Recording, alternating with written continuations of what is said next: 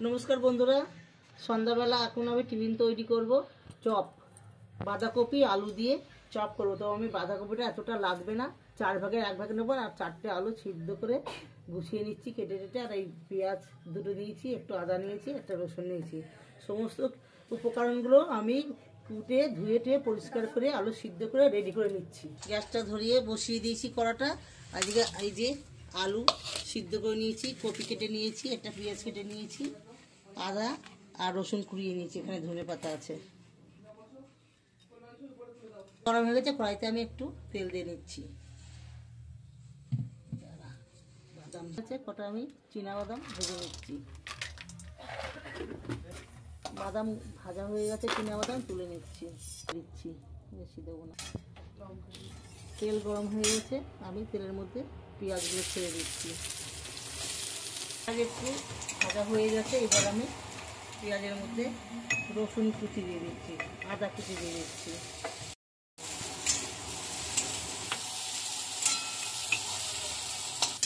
কুচানো লঙ্কা দিয়ে দিচ্ছি।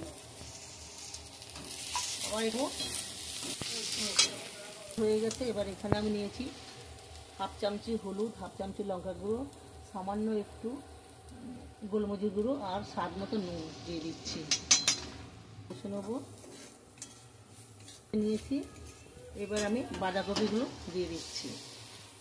কুচানো বাঁধাকপিগুলো আমি দিয়ে দিলাম। 1 চিমচি চিনি দিয়ে দিচ্ছি।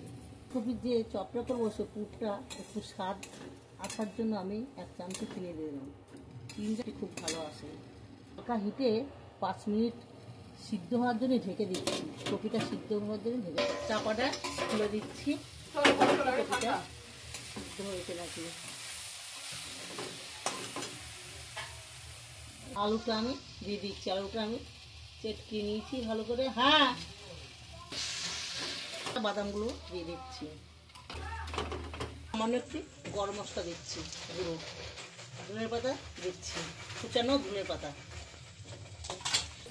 আলু দিয়ে আর বাদাম দিয়ে আমার পুরটা তৈরি হয়ে গেছে। যে চপ ভাজবো চপের পুরটা তৈরি হয়ে গেছে। ঠান্ডা হতে হতে আমি এদিকে বেসন ফাটিয়ে নিচ্ছি। বেসনটা আমি ফাটিয়ে নিচ্ছি, ভালো করে বেসনটা মেখে নিচ্ছি। বেসনের মধ্যে দিচ্ছি লঙ্কা গুঁড়ো, নুন, 1 চামচি চিনি, হলুদ, ভালো করে মিশিয়ে নিচ্ছি। জল দিয়ে ভালো করে বেসনটা ফাটিয়ে নিচ্ছি।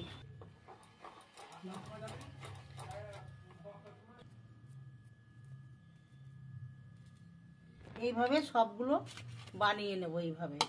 আর এদিকে কড়াই বসিয়ে দিয়েছি, কড়াই গরম হয়ে গেছে, তেল দিয়ে দিচ্ছি, ভালো করে ফাটিয়ে নিচ্ছি। বেসনটা ফাটানো হয়ে গেছে, এদিকে তেল গরম হয়ে গেছে।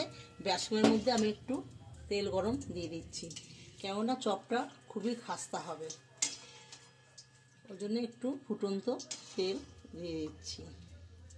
আবার ফাটিয়ে নেব ভালো করে। ভালো করে বেসন ফাটানো হয়ে গেছে, এবার এক একটা আমি চপ ওর মধ্যে ছেড়ে দেবো তেলের মধ্যে। দাও, হলো না তো মা, সরাও ঝাঁঝরি আমার 3টে দিও। আর না, এই দেখুন চপগুলো একে একে প্রায় মানে ভাজা হয়ে গেছে। দেখুন কি সুন্দর খাস্তা হয়েছে। আপনারা এইভাবে বাড়িতে চপ ভেজে খাবেন।